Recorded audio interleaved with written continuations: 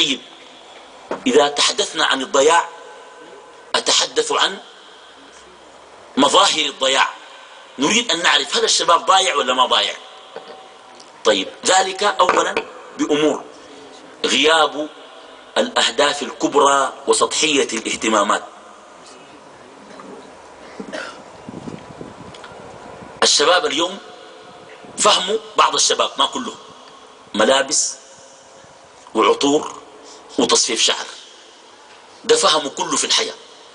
واحد تلقاه يعمل شعره، في ناس بس بيشوفوا في التلفزيون إذا في لاعب حلق راسه يحلق، كان حلق شوية وخلى شوية يخلي شوية ويحلق شوية، كان عمل ضفاير يمشي عمل ضفاير، ملبس قيافة يجيك ما شاء الله واستحمي بصابون قف في العصرية ومتريح بأرقى أنواع الريحة، وجي قنب في الميدان ما عنده أي موضوع، ما في هدف. غياب الأهداف الكبرى وسطحية اهتمامات الشباب. تلبس كويس ده من الدين، إن الله جميل يحب الجمال، تسرح شعرك وتكون زول نظيف ده من الدين، لكن ده يبقى فهمه كله يعني زول تلقاه بس 24 ساعة يهبش في شعره. ده لو لقى زول حلق له صنع بريحه وبريحنا والله بيقطع راسه من الراحة، بيخلي ذاته ما عنده فهم تاني. يا أخي شعرك ده كحلق له صنع بتمشي شوية تاني. ده والله فهم سطحي جدا. من الاهتمامات السطحية الحفلات والأغاني. تلقى الشباب فهموا الغنى، وأنا ما حعلق كثير على الغناء، لكن حقول حاجة واحدة: الغنى بدأوا نقول لك أغاني البنات، لحد هنا كويس، يجي يغنوا الرجال. بس الشيء ده ما قالوا أغاني البنات يا زول. هل صدقتم، هل سمعتم ورأيتم رجال يغنون أغاني البنات؟ لقاكم ولا ما لقاكم؟ طيب يا شيخنا الشيء ده ما قالوا حق البنات؟ انت بنات؟ حتى الغناء الموجود، دعك من الجدل الفقهي حول الغناء حلال ولا حرام يا شيخنا، والموسيقى دخل. يا أخي في غناء لو قلت في أوضتك الله بيسألك، نحن ما يلفظ من قول إلا لديه رقيب عتيد، إما حسنات وإما سيئات. والله أنا من ركبت في حافلة نزلت من دربي خطوة ما مشيت، راجل وبيغني، يعني كلام فارغ والله، كلام يخلي زول يخجل يخش تحت الكرسي. أنا ده داير أخش تحت الكرسي، خليه هو اللي بيغني. يا أخي ده شو ده؟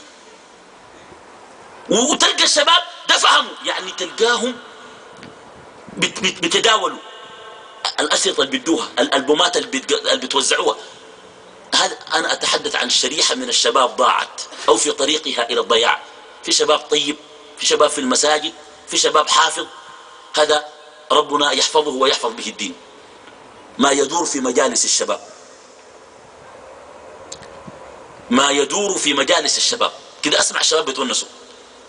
مرة مشيت جامعة أعمل محاضرة، بعدين أن دعوني عشان أعمل محاضرة، الجامعة ذاتها يبدو علي إنها صعبة شديد. بعدين أنا لما مشيت باب الجامعة غلبني أخش، مشيت وقفت برا، وقفت جنب دكان ناس الجامعة يشتروا منه، بتاع الدكان عرفني وينك كيف حالك، سلم علي باسمه كده، قال لي خير بجاي إن شاء الله. قلت له والله أنا جاي الجامعة. قال لي ها؟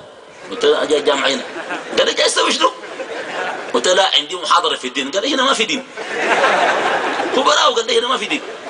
ذهبت على البقالة فدخلت اختلاط شديد، البيت ما بتفرزه من الولد والله زي ما أقول لك. وبعدين جابوا الساون وقاعد يرصوا في الكراسي وداري يقدموني، في 3 بيتونسوا وانا قاعد جنبهم. قال له ريال مدريد ضامن الكاس. الثاني قال له لا والله مانشستر بس ضربات ركنيه ساكت، قال له بيفوز. الثاني قال له ميلانو والله بس قال له مدربه بليد كان يركز على الهجوم. قال له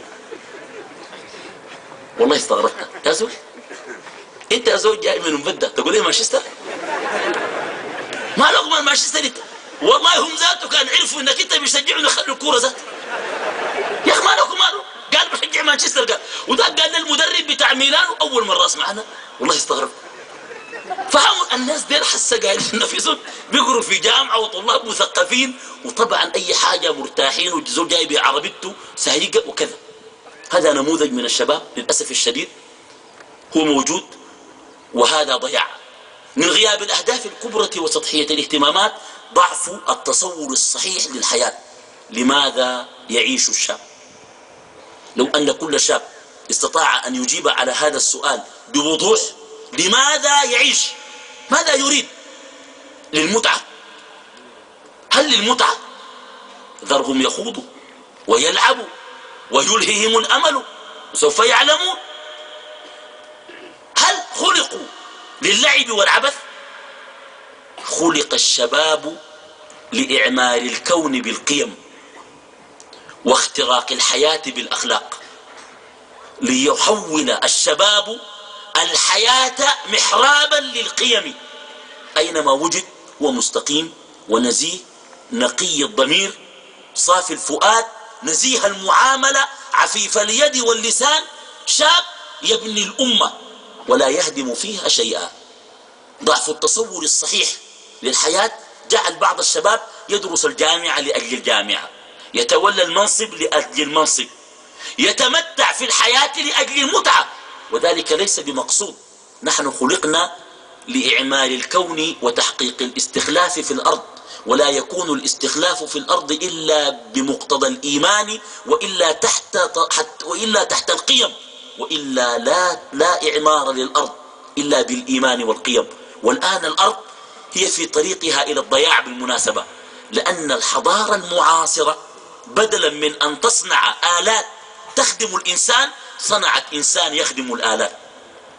الحضارة المعاصرة الآن لا تغرنكم، هي غابات من السيخ والأسمنت، غابات من السيخ والأسمنت بس. أما القيم بدأت تتراجع، أما الفضائل بدأت تنزوي، ليس في بلاد الكفار، حتى في بلاد كثير من المسلمين. لذلك ضعف التصور الصحيح للحياة. الشباب الواعي يتعامل مع الحياة من منظور القيم، والشباب الواعي يجعل منظومة الأهداف الكبرى الجنة، ده الهدف. تحت الجنة بر الوالدين، الإحسان إلى الخلق، العمل الجاد، إعفاف النفس، الإحصان، العمل المثمر، وإلى غير ذلك. طيب، من أكبر ملامح الضياع عند الشباب بعد الملمح الأول الذي هو غياب الأهداف جحر الضب. ونعني بجحر الضب تقليد الكفار زيا وشعارا وثقافة وأفكارا. هذا أسوأ ما يعانيه الشباب. قال صلى الله عليه وسلم: لو دخلوا جحر ضب خريب لدخلتموه. قالوا: اليهود والنصارى. قال: فمن؟ الآن الشباب يقلد الكفار. اليوم في خطبة الجمعة قلت لهم، في خطبة الجمعة اليوم يعني قبل شوية، قلت لهم أول امبارح نحن ماشيين في الشارع جنب التيت قطعا قدام العربية، على شمالنا في بيت عرس، خاشات بيت العرس. البنات ديل في حفلة، طبعا الأيام دي أعراس جد ما شاء الله. البنتين ديل خشن محل الحفلة، تقول لابسات ولا ما لابسات؟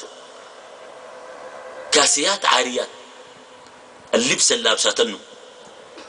قلت لهم في الخطبة كان جات أمريكية بتقوم جاري يومين تقول استغفر الله ما قدر ده. شفت في أمريكيات كان جنبي يقول لهم: هوي الشيء ذاته ما قدر ده، استغفر الله أقيفوا أقيفوا، نحن ما قلنا لكم سووا قدر ده ذاته. يعني فاتوا الخواجات ذاته في اللبس ده. شو ده؟ قال عليه الصلاة والسلام: لو دخلوا جحر ضب. يا أخي ما ممكن تقلدهم في لبستك، في مشيتك، في شعرك يا أخي، في شعرك، في خصوصياتك يا أخي، في خصوصياتك تقلدهم يا أخي، في لبسك، في طريقة كلامك تقلدهم في أي شيء. قلدوهم فيما هو نافع، في المصانع، في المعامل، في التكنولوجيا، في التقنية، فيما هو مفيد. تقلدوهم فيما لا ينفع، لا ينفعك ولا ينفع أمتك.